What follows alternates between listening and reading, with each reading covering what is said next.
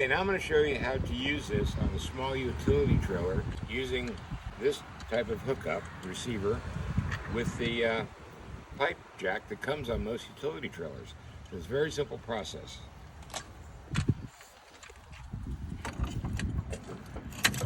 Slide that on there.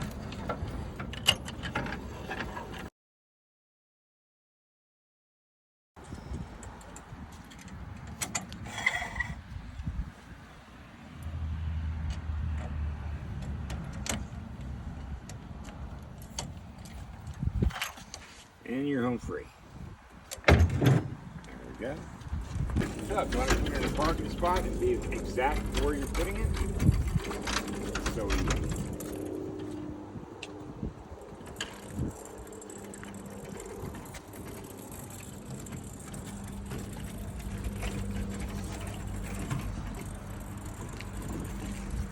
So much easier than trying to back it up with a car or van.